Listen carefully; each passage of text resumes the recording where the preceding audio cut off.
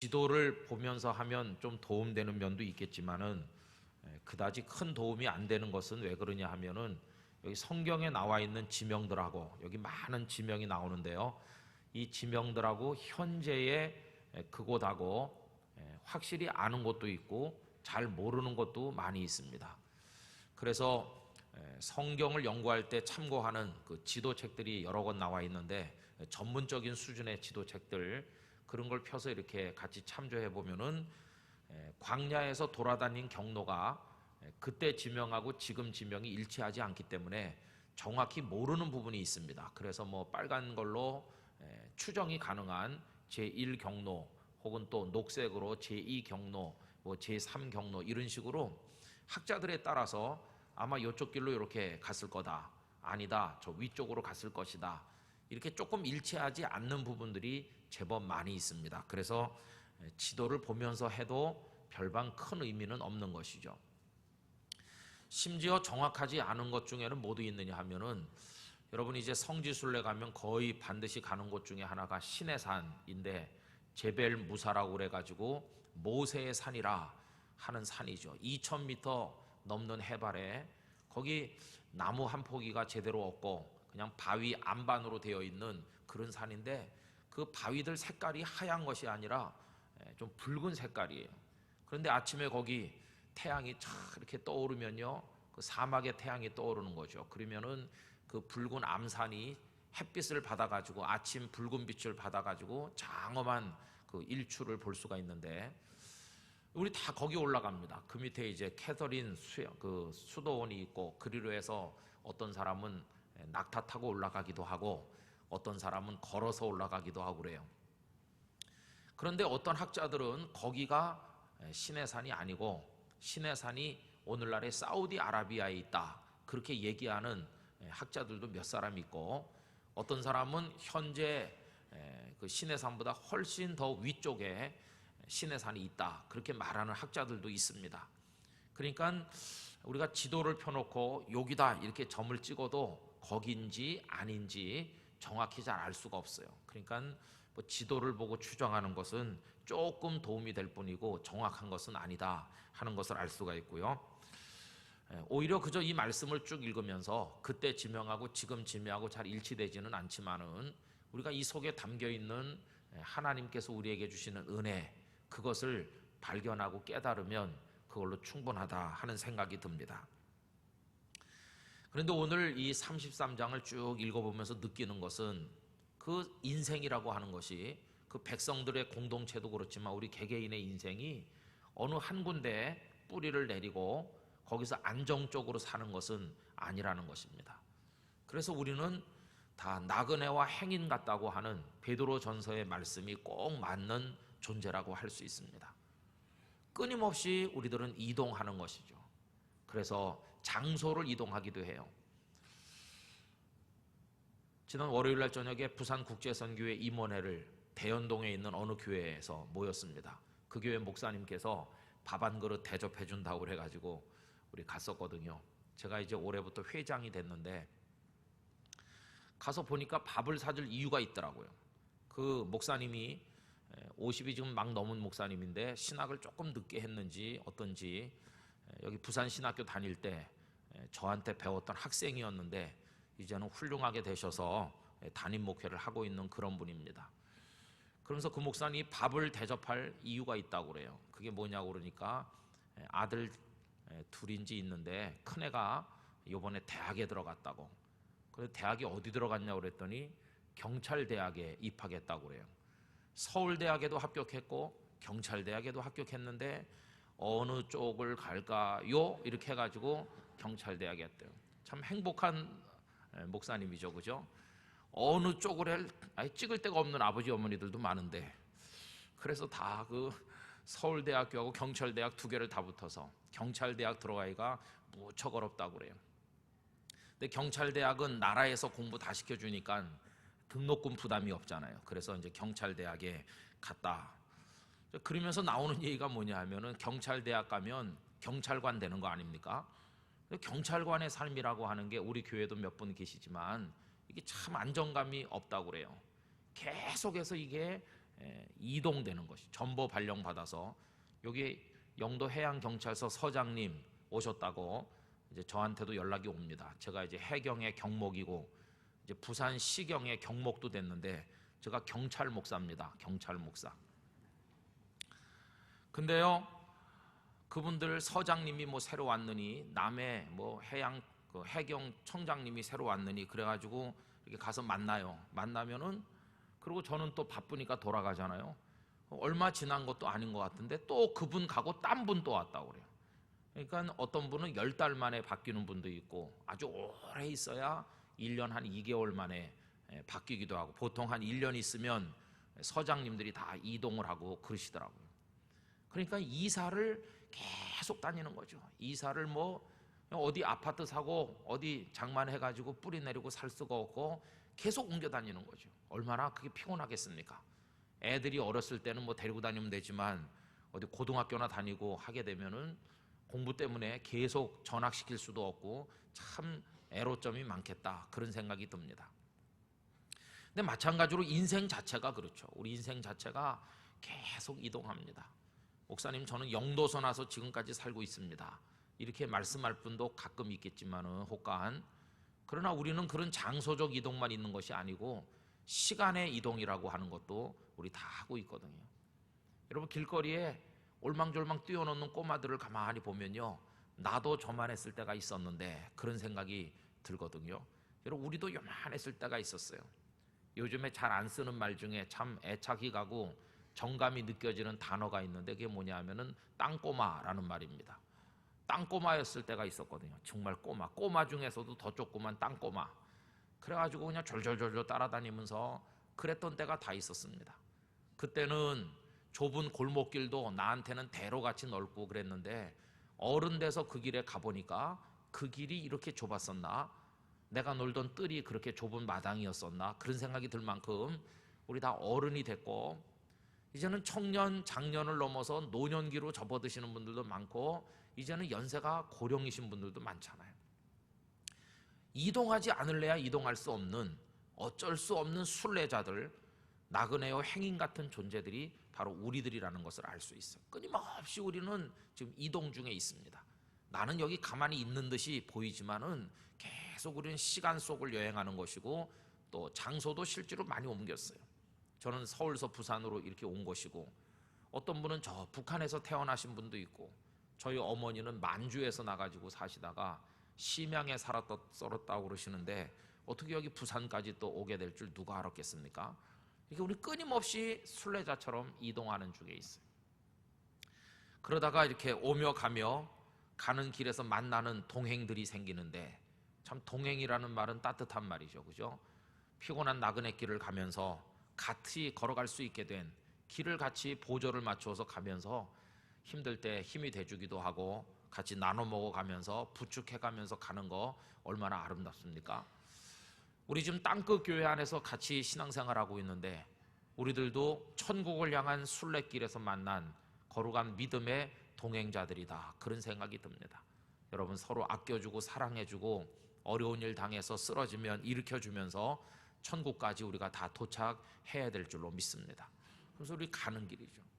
근데 가는데 그 길이 보통 험난한 게 아니에요. 어떤 때는 막 숨이 헐떡거릴 정도로 가파른 그런 길을 만나기도 하고 가끔씩은 또 목이 말라서 애탈 때도 있고 좀 나무 그늘 밑에 시원한 냉수 마시며 쉴 때도 있지만 언제나 그런 것은 아니잖아요. 가끔 으슥한 숲속에 산적 나타나듯이 그런 적들이 우리를 공격할 때도 있고 가다가 돌뿌리를 걷어차가지고 까져서 피가 날 때도 있고 뭐 그런 식으로 우리 인생길도 참 어려운 걸 알 수 있습니다. 여기 이스라엘 백성들이 광야를 가는 길도 결코 순탄하지 않았다는 거 여러분 잘 알 수 있지 않으십니까?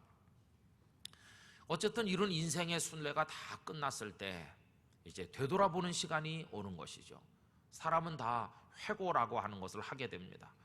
이번에 우리 60주년 기념 예배 드릴 때도 오래 다니신 분들 중에 나오셔서 지나간 세월을 한번 회고해 보는 거죠. 그분들이 알고 있는 한도 안에서 내가 초등학교 요만했을 때 여기 영도중앙교회를 내가 처음 나왔을 때 그때 느낌이 어땠고 그때 난 어떻게 컸고 그때 우리 교회는 어땠는지 그리고 지금의 우리 교회가 여기 있기까지 그 시간 속을 헤쳐나오면서 하나님의 은혜를 받아 나온, 그러는 동안에 그분은 요만했던 꼬마가 초등학생이 이제는 70이 멀지 않은 나이로 또 된 것이고, 그러면서 우리 지금 가고 있는 거 아니겠습니까? 그러니까 사람은 이렇게 멈춰서서 지금까지 걸어온 길을 되돌아보게 돼 있어요. 등산을 해보신 분들은 알겠지만 산의 능선길에 올라서면 멈춰서서 땀을 닦으면서 뒤돌아봅니다. 아, 우리가 올라온 골짜기가 저기서 시작했구나. 가만히 보면 차를 대두고 온 그 파킹장이 먼 데서 보이기도 하고, 그 골짜기 이렇게 거슬러 올라온 그 루트가, 이제 등산에 올라온 루트가 보이는 거죠. 그리고 이제 또 한참 가다가 또 뒤돌아보면 그 능선길이 막 구불구불한데 오르막도 있고 내리막도 있으면서 여기까지 왔구나. 이제 또 앞으로 내려갈 길은 어떤가, 그런 걸 가늠하고 그러잖아요. 근데 여기도 지금 보면은 40여 년 세월이 거의 다 끝나갈 무렵에 그걸 총정리하는 것입니다. 애굽에서 출발했을 그때부터 해서 지나간 40년 동안에 우리가 어디에 가서 있다, 그 다음에 어디로 옮기고 어디서 어디로 이렇게 옮겼는지 그들이 끊임없이 이동하면서 진을 치고 했었는데, 그 중요한 장소들을 오늘 말씀 속에 쭉 나열하고 있습니다. 그래서 그 40년 이스라엘 백성들의 광야의 그 여정을 이제 살피면서 이 속에서 우리 교회가 걸어온 발자취, 그리고 나 개인이 걸어온 과거의 인생의 그 이야기들을 우리가 이 속에서 간접적으로나마 가늠해 볼 수도 있고 느껴볼 수가 있다 하는 것입니다. 앞으로 우리가 더 세상을 산 다음에 인생이 끄트머리에 도달했을 때 누가 봐도, 내가 봐도 이제는 얼마 안 남았어, 그런 순간이 언젠가는 우리에게 오게 될 텐데, 한 달쯤 남았을까, 두 달쯤 남았을까, 우리 생명을 계산해야 될 만큼 인생의 끄트머리쯤 도달하면 그때 뭐 새로운 일을 시작하겠습니까? 그때는 아무래도 되돌아보면서 정리해야 될 것이 많을 것이고, 그동안에 받았던 하나님의 은혜에 대한 고백이 필요할 것이고 정리가 있어야 되겠죠. 오늘 읽은 이 33장 말씀은 이제 그런 느낌으로 우리가 읽으면 될 말씀이라 이렇게 생각이 듭니다. 저는 이스라엘 백성들이 광야를 살면서 힘들었겠다는 생각은 우리가 성경에서 느낄 수 있지만 구체적인 얘기들은 다 빠져 있거든요. 예를 들면 이런 생각이 들어요. 거기 지금 아주 연세가 높으신 할아버지 할머니가 임종을 맞이하면 좀 계속 행진해서 가는 도중인데 임종을 어떻게 했을까? 그 한 사람 임종한다고 수백만 명이 다 멈춰 설 수는 없었을 것이고 계속해서 이동했을 텐데, 그 할아버지는 수레바퀴 위에서 임종했을까? 그런 생각이 들기도 해요. 계속 가니까 아마도 짐승에다가 뭐 이렇게 타고 갈 걸 마련해 가지고 환자를 거기 눕혀서 어르신을, 그래갖고 가면서 숨을 거둔 분도 있었겠다. 그러다가 또 가면서 그냥 거기다가 묻고 갔겠지. 그렇죠? 뭐 그 수백만 명이 이동하면 여기저기서 계속 세상 떠나는 사람이 나올 텐데 그 한 사람 때문에 전체가 멈추진 않았을 것 같고, 그리고 가면서 세상 떠나고 가면서 거기다 장례하고 가다가 가는 도중에 아기를 낳기도 하고 뭐 그랬을 것 같아요. 그 다음에 또 열이 펄펄 나고 아픈 중환자도 있었을 텐데 그 중환자들은 계속 이동하면서 어떻게 얻고 갔나 어떻게 했나, 이 성경에 나와 있지 않지만 그들이 겪었을 그 고단한 삶을 생각을 해보면 정말 어려웠겠다, 그런 생각이 듭니다. 그리고 또 결혼식은 어떻게 했을까, 그런 생각도 들어요. 결혼식, 그렇죠? 그저 하루 저녁 어디 가서 천막 치면 그냥 간단한 결혼식밖에 안 됐을 것 같아요. 연애는 언제 했을까? 연애는 가면서 했겠죠. 가면서 눈이 맞아가지고, 그래가지고 붙어 가겠지, 그죠? 붙어서 뭐가 쏙싹쏙싹 하면서, 그러면서 가면서 상견례도 하고, 너는 누구 집 딸이냐? 저기 가는 저분 딸입니다. 가서 만나보자. 만나보고 뭐 그랬을 것 같아요. 그러다가 저녁에 천막 치면 상대방 천막을 방문해가지고 내가 이 아이 아비 되는 사람이요, 이렇게 하면서 만났기도 했고, 그럼 내일 저녁 천막 치는 데서 우리 결혼시킵시다, 뭐 아마 그랬지 않았을까. 그리고 음식이 뭐가 있었을까? 결혼 축하연에 오는 사람들 음식은 만나와 메추라기밖에 없었을 것 같아요. 이 집 결혼식에 가봐도 만나, 저 집 결혼식에 가봐도 메추라기, 뭐 그밖에 별로 먹을 게 없었겠죠, 그죠? 그러니까 이게 뭐 얼마나 최소한으로 살아가는 삶이지. 그 삶 속에서 물론 기쁨도 있고 거기서도 아기가 태어나고 거기서도 뭐 그런 좋은 일도 있었겠지만은 힘들었겠다 이런 생각이 들죠. 여러분, 그렇게 한평생을 지나고 나면 언젠가 이제 우리의 삶이 그 순례자로서의 고단한 삶이 끝날 때가 오는 것이고, 모세가 비스가산에서 부름받고 아론이 호르산에서 부름받는 것처럼 하나님께서 어떤 정해진 자리에 갔을 때 우리를 부르실 것이 올 것입니다. 모세하고 아론은 형제니까 긴 세월을 이제 같이 나중에 사역을 했잖아요. 그러나 떠날 때는 아론이 먼저 호르산에서 떠나고 조금 더 있다가 이제 모세가 그 비스가 산이라고도 하고 아바림 산이라고도 하고 느보 산이라고도 하는 이제 거기서 또 세상을 떠나는 거죠. 우리가 지금 이렇게 다 같이 동행이 돼서 함께 가고 있는데, 우리 중에 어떤 이는 먼저 떠나신 분들이 많으시고, 또 우리 중에 또 누가 먼저 가실 분이 있으실 것이고, 또 나중 갈 분도 있고, 앞서거니 뒤서거니 우리가 이렇게 다 같이 갑니다.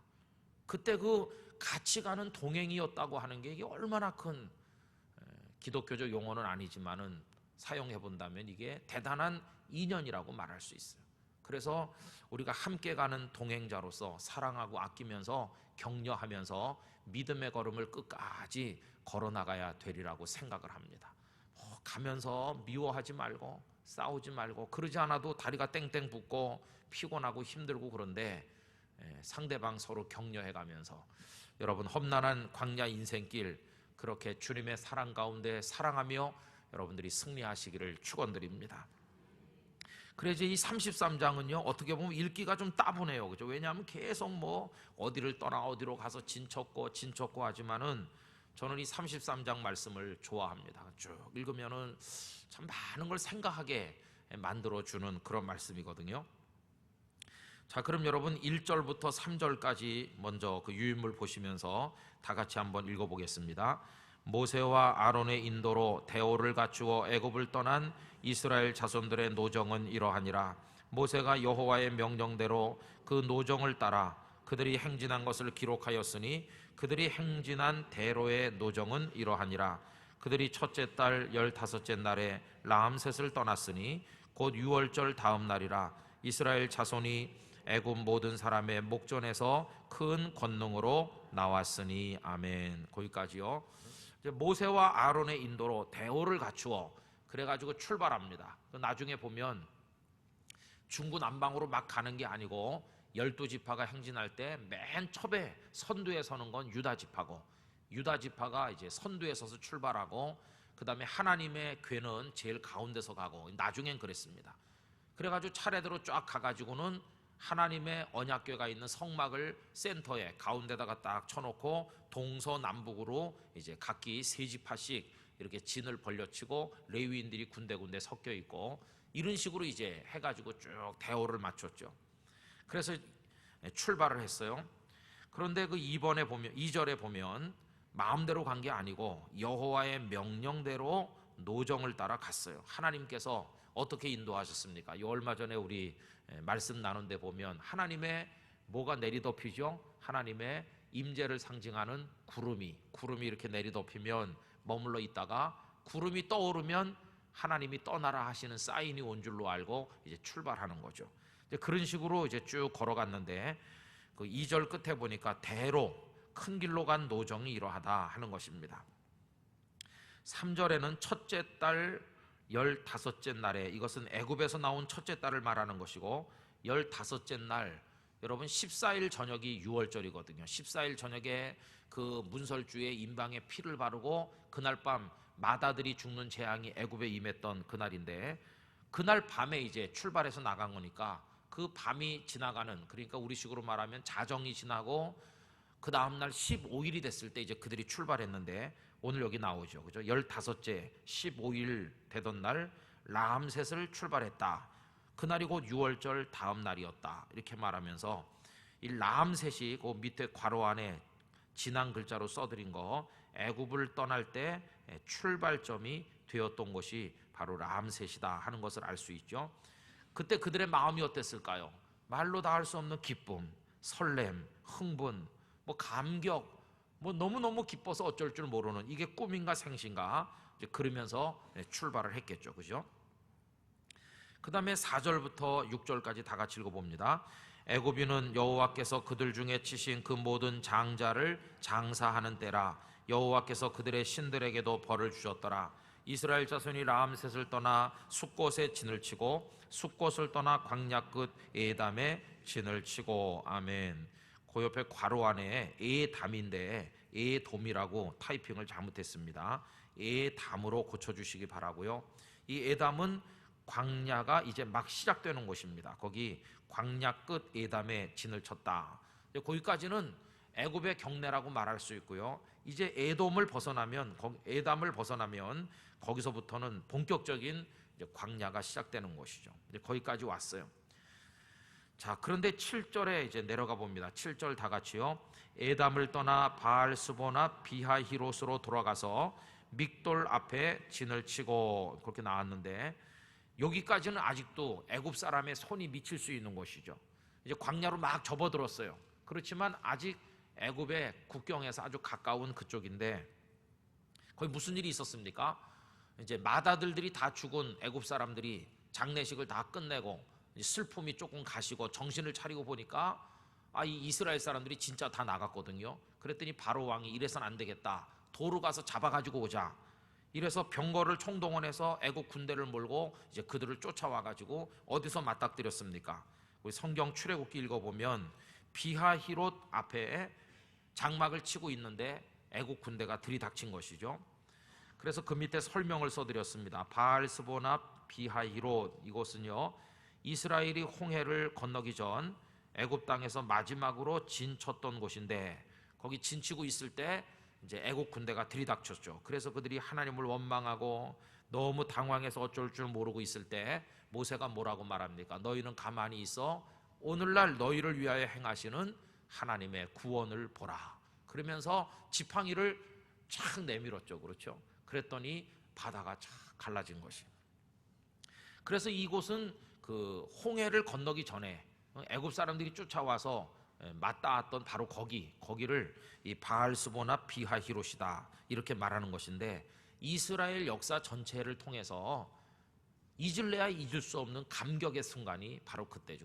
홍해가 갈라지면서 그걸 건너고 그 다음에 거기 애굽 사람들은 쫓아 들어왔다가 바닷속에 몰살했던 바로 그 자리. 여러분, 우리도 세월을 살다 보면요 다 잊어버리죠. 그죠? 옛날에 알았던 사람도 길에서 만나면 누구시더라 이렇게 하고 까먹은 게 너무너무 많죠.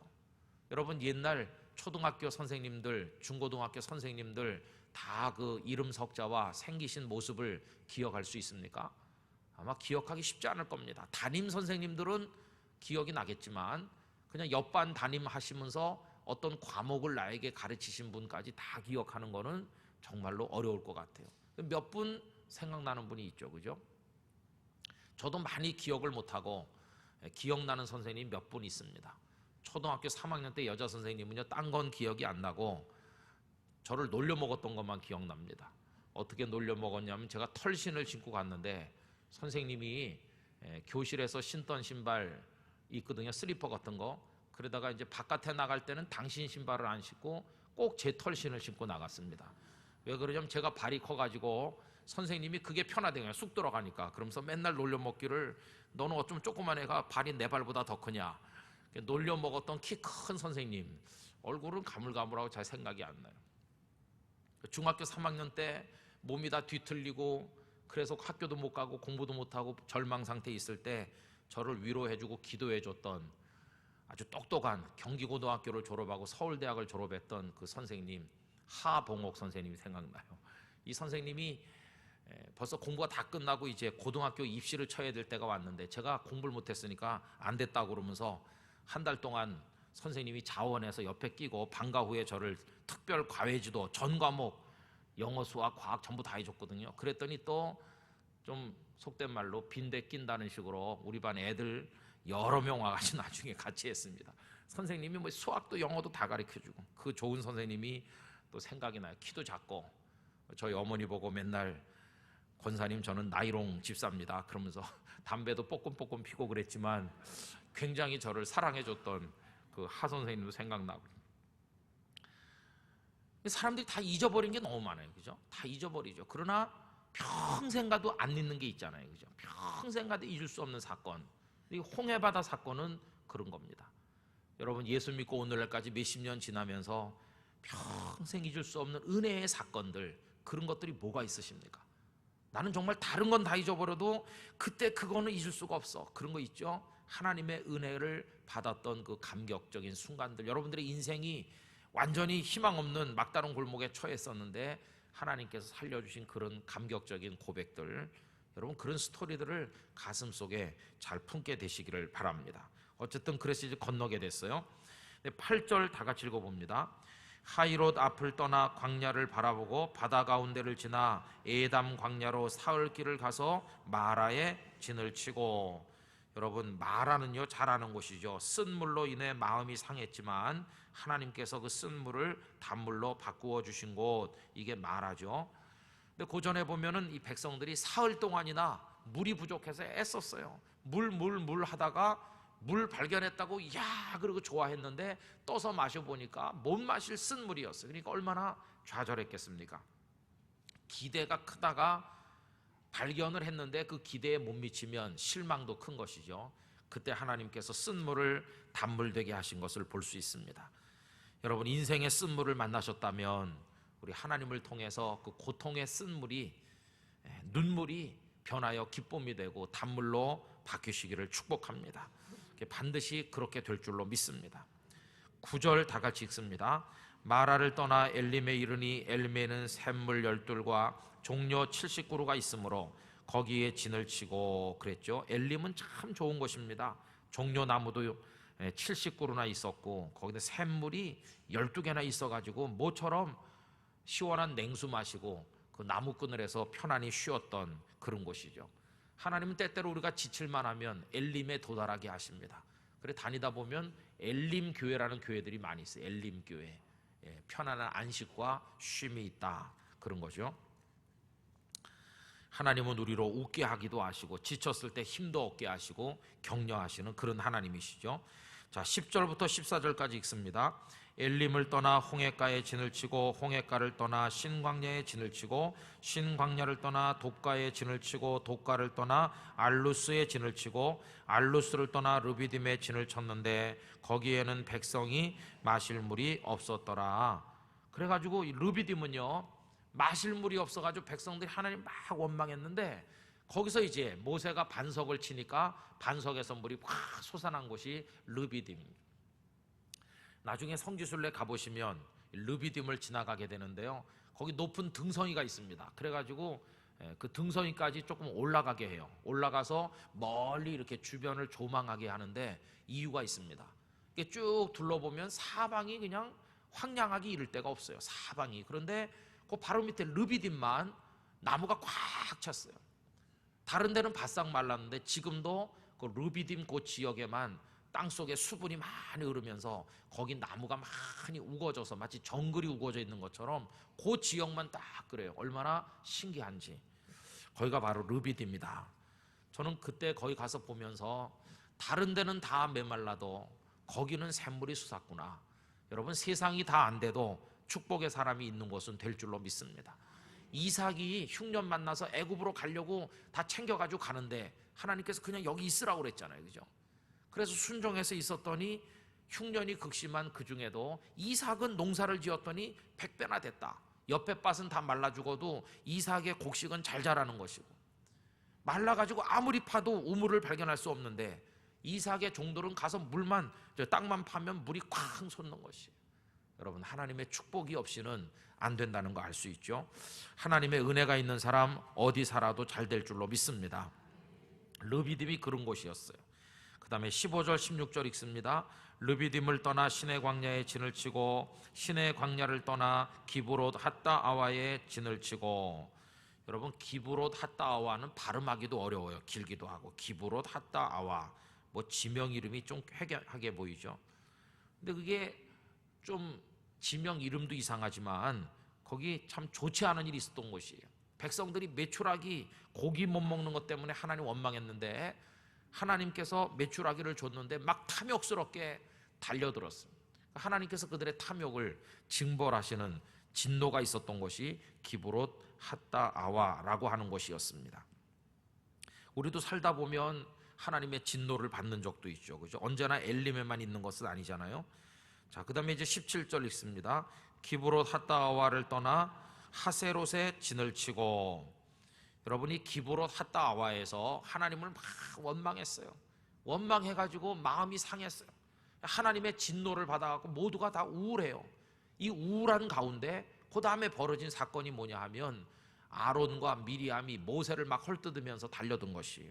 결국 나중에 하나님께서 개입하셔서 그들을 꾸중하는데 미리암의 몸에 나병이 걸린 사건, 여러분 민수기 12장에 있는 거 아시잖아요. 이 하세롯이 바로 거기에요.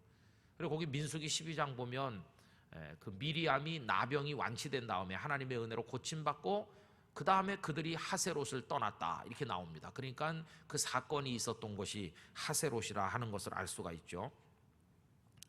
그 다음에 18절 말씀부터 쭉 읽어 30절까지 그 뒷페이지까지 이어서 계속 읽습니다. 하세롯을 떠나 림마에 진을 치고 림마를 떠나 림몬 베레스에 진을 치고 림몬 베레스를 떠나 림나에 진을 치고 림나를 떠나 리사에 진을 치고 리사를 떠나 그헬라다에 진을 치고 그헬라다를 떠나 세벨산에 진을 치고 세벨산을 떠나 하라다에 진을 치고 하라다를 떠나 막헬롯에 진을 치고 막헬롯을 떠나 다핫에 진을 치고 다핫을 떠나 데라에 진을 치고 데라를 떠나 미가에 진을 치고 미가를 떠나 하스모나에 진을 치고 하스모나를 떠나 모세롯에 진을 치고 쭉 나오는데요. 이 지명이 구체적으로 어딘지 다 확인되지 않고 있는 어려운 지역들이죠. 근데 그 중에서 모세롯은 다른 성경에는 모세라라는 지명으로도 나오는데 거기가 바로 아론이 세상을 떠난 호르산에서 아주 가까운 곳이다 하는 걸 알 수 있어요. 이렇게 계속 이동해 가다가 제사장 아론이 하나님 앞에 가는 것이죠. 31절로 33절까지 있습니다. 모세롯을 떠나 분의 야간에 진을 치고 분의 야간을 떠나 홀하 깃갓에 진을 치고 홀하 깃갓을 떠나 욤바다에 진을 치고, 그 욤바다는요 성경을 읽어보면은 거기서 레위 지파를 구별해서 거룩하게 하는 그런 사건이 있었다 하는 것을 알 수가 있습니다. 욤바다. 자, 그 다음에 34절로부터 38절까지 읽습니다. 욤바다를 떠나 아브로나에 진을 치고 아브로나를 떠나 에시온 게벨에 진을 치고 에시온 게벨을 떠나 신광야 곧 가데스에 진을 치고 가데스를 떠나 에돔 땅 변경의 호르산에 진을 쳤더라.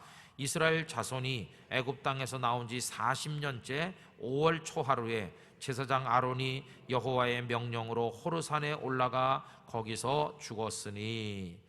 여러분 아까 그 앞에 처음 시작되는 1절 쪽에 보면은 그들이 애굽에서 나올 때 1월 15일 날 나왔다고 그랬잖아요. 그죠? 첫 번째 해 15일, 1월 달 15일. 근데 여기 지금 아론이 세상 떠난 건 애굽에서 나온 지 40년째 5월 1일에 아론이 세상을 떠났어요. 그러니까 거의 40년을 아론이 백성들과 함께 모세와 함께 광야에서 파란만장한 삶을 살았다 하는 것을 알 수 있죠. 그리고 거기서 이제 하나님의 부르심을 받았어요. 아론의 인생의 마침표가 찍어진 곳, 거기가 호르산이에요.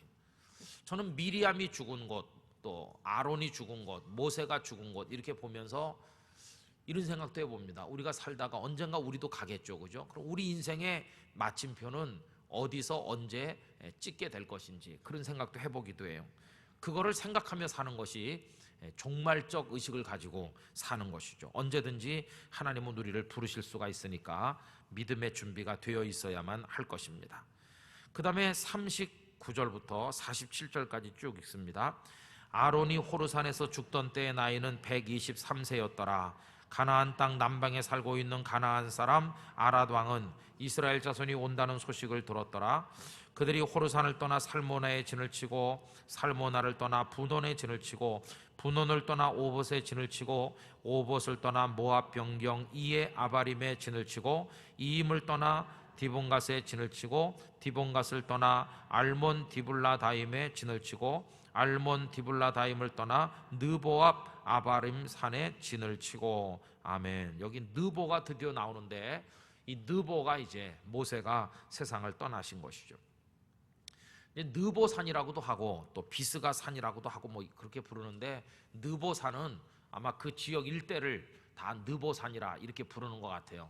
그 다음에 비스가, 이거는 그 중에 그 봉우리 이름을 비스가라고 불렀던 것 같아요. 그러니까 지리산이 얼마나 넓습니까? 지리산이 뭐 굉장히 넓잖아요. 그런데 그 중에 꼭대기를 천왕봉 이렇게 부르는 것처럼, 그래서 이게 서로 다른 산이 아니고 같은 곳을 뜻하는 다양한 명칭이다, 이렇게 알면 되겠죠. 그 다음에 48절 50절 다 같이 읽겠습니다. 아바림 산을 떠나 여리고 맞은편 요단강가 모압 평지에 진을 쳤으니 요단강가 모압 평지의 진영이 베디어 시못에서부터 아벨 시딤에 이르렀더라. 아멘. 모세는 이제 그 느보산에 올라가서 쭉 이렇게 보시고 백성들에게 모압 평지에서 할 말을 다 하고 이제 나중에 세상을 떠난 것을 볼 수 있는데, 이 모압 평지가 신명기에 기록된 말씀을 모세가 다시 얘기해 준 겁니다. 신명기. 그러니까 신의 산에서 하나님 앞에 말씀 받았는데 그 말씀을 다 얘기했죠. 근데 그들이 하나님을 불순종하고 가데스 바네아에서 죄를 짓고 해가지고 40년을 도는 동안에 너희들은 여기서 다 죽는다 그랬죠. 그래서 이제 그 신의 산의 말씀을 받았던 이들은 다 죽었어요. 다 죽고 이제 모압 평지에서 모세 앞에 앉아 있는 사람들은 그때 어렸던 사람들이나 광야에서 새로 태어난 새로운 이스라엘이죠.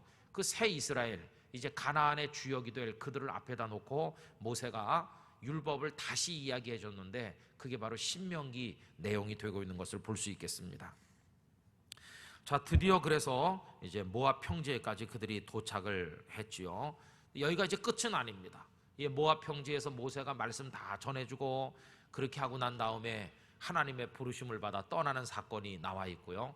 그리고 이제 여호수아에게 바톤이 넘어갔고, 여호수아는 낙심에 빠져 있는 백성들을 독려해가지고 드디어 요단강가까지 이동을 하고 요단강을 건너는 이야기가 여호수아서에서 쭉 전개되는 것을 볼 수 있습니다.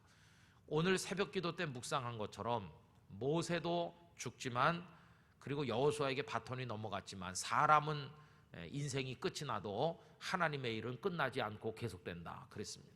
그러니까 길고 긴 하나님의 장구한 그 섭리와 역사 속에 우리는 그 중에 한 부분을 이제 감당을 하는 사람들이고, 우리가 선배들의 바톤을 물려받아 가지고 하다가 후배들에게 또 그 바톤을 넘겨주고 가는데, 한 사람 한 사람 인생의 가는 길을 가만히 들여다보면 태어나기는 저 경상남도 뭐 진주 옆에 어디서 났고, 우리에게도 그런 스토리가 있잖아요. 초등학교까지는 뭐 어디서 다니다가 중고등학교는 진주 시내 나와서 다니고, 거기서 부산으로 공부하러 왔다가 부산서 또 누굴 만나서 장가를 가든지 시집을 가든지 하고, 그래가지고 애를 놓고 살다가 어떻게 하다가 누구의 인도를 받아서 땅끝 교회 교인이 돼가지고 벌써 15년째 다니고 있고, 뭐 그런 스토리가 있잖아요, 그죠?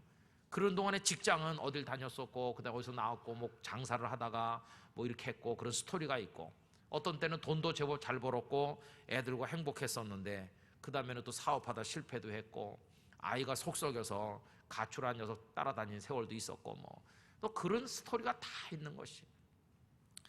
여러분, 이 모든 다양한 개개인의 스토리, 한 교회의 역사, 그 다음에 또 한 민족의 역사, 이런 것들이 있는데 그 속에서 아주 굵은 메시지 하나가 있다면 그게 뭐겠습니까? 그 모든 과정 속에 보이지 않는 하나님의 손이 있다고 하는 것입니다. 하나님의 손이 나는 모르고 있었지만 나를 세상에 나게 하셨고, 나를 인도해 오셨고, 나를 오늘 여기 이 자리에 있게 하셨다 하는 것입니다. 성도들이 인생을 살면서 깨닫는 가장 큰 은혜는 바로 그것입니다. 그래서 내 동행 중에 누구만 있었던 것이 아니라 보이지 않는 중에 나와 동행하시는 하나님이 계셨다는 것입니다. 그래서 우리의 믿음이 뭐냐 하면, 이제 앞으로 얼마나 남았는지 모르지만 아직 내가 꼬린 지점까지 가야 될 앞으로 나의 인생길이 남아있는데, 그거를 이끌고 나가 같이 동행해 주실 분도 하나님이시라고 하는 믿음, 우리 그걸 가지게 된다는 것입니다. 여러분, 가이드가 설명해 줍니다. 여행을 가면 오늘 오전 프로그램은 이렇고 점심을 먹고 오후에는 어디 간다고 이렇게 말하잖아요, 그죠? 여행 프로그램은 가이드가 미리 말을 해줘요. 그런데 인생 프로그램은 미리 게시되는 게 없어요. 내가 50 된 다음에 60 된 다음에 앞으로 내가 어디 가서 뭐 하면서 살게 될지 아무도 알 수 없어요. 지금 우리 현재는 여기 있지만은 우리 미래는 우리 손 바깥에 있는 것이고 하나님께서 은혜로 주셔야만 가는 것이고, 그러니까 잘 모르니까 불안하기도 하고 걱정되기도 하고, 그렇지만 분명한 사실은 하나님께서 그때도 우리를 붙들고 가실 거라고 하는 사실입니다. 그때도 하나님께서는 땅끝 교회를 인도에 가실 줄로 믿습니다. 그때 우리 중에 어떤 교회는 이사를 갈는지도 몰라요. 한 10년, 20년 후에 여기 안 계신 분들도 있으실 거예요. 그죠? 그러나 분명한 것은 그때도 땅끝 교회를 하나님은 인도에 가실 것이다 하는 것이. 여러분, 내년에, 내후년에, 10년 후에 내게 무슨 일이 있을지 우린 잘 몰라요. 그러나 그때도 하나님은 내 인생길을 인도하셔서 위대한 순례자로 하나님 나라에 서는 그날까지 우리를 붙들고 가실 것이라는 사실입니다. 여러분, 가끔 가다 피곤하기도 하고 몸이 아프기도 하고 어렵기도 하고 힘들 때도 있어서 눈물도 흘리시고 그러겠지만 절대로 좌절하지 말고 여러분들에게 주어진 인생길이 끝나는 그 순간까지 믿음의 걸음을 건강하게 내어 디디실 수 있기를 간절히 축원하는 것입니다. 근데 그 길을 행진하듯이 가는 것이죠. 축 처져가지고 포로들 끌려가듯이 가는 게 아니라 행진가를 부르면서 당당하게 발걸음을 내디디면서 하나님을 찬송하면서 십자가 정병으로 나갈 수 있도록 힘을 주시는 그 성령님을 의지하고 우리가 전진하게 되기를 원하는 것입니다. 아까 불렀던 찬송에 보면 메마른 땅을 우리가 걸어갈지라도 그래도 하나님께서 우리를 지키시잖아요. 그죠? 얼마나 하나님의 은혜가 큰지 말할 수 없어요. 그런 모습으로 매일매일 매순간 매순간 우리 하나님의 은혜를 경험하시는 여러분들이 되시기를 바랍니다. 그러면서 우리가 일기를 적어 나간다면 그 일기가 뭐겠습니까? 오늘 점심밥에 뭐 된장 먹었는지 고추장 먹었는지 그런 거를 적는 게 일기가 아니고, 어렸을 때는 그런 걸 쓰겠지만 사실을 쓰겠죠. 어렸을 때는 오늘 된장찌개 먹었어 이런 게 어린아이들의 일기겠지만 영적으로 철이 들고 나면 우리의 일기는 그런 차원을 넘어서서 오늘 하나님의 은혜를 경험한 것, 오늘 내 인생에 대한 묵상, 오늘 내가 삶 속에 어떤 의미를 찾으며 어떻게 하나님을 사랑하며 사는지 그 나의 영혼의 고백이 일기가 돼가지고 나오게 될 것이고, 그게 신앙 고백이요, 그게 찬송이요, 그게 감사요, 그게 하나님을 향한 신뢰의 고백이고 하나님 우리의 그 모든 것을 기쁘게 연락하실 줄로 믿습니다. 그러면서 가는 것이. 옆에 앉은 분들과 한번 손 한번 잡아보세요. 우리 서로 도와가면서 잘 갑시다. 집사님 같이 가게 돼서 반가워요. 함께 가게 돼서 고맙습니다. 끝까지 우리 천국에 만나는 그날까지 같이 갑시다. 나 저 사람이랑은 절대 같이 안 가. 그리고 곤란합니다. 여러분들의 가는 앞날에 하나님의 인도하심, 구름 기둥과 불 기둥의 역사 함께 하시기를 주님의 이름으로 축원합니다.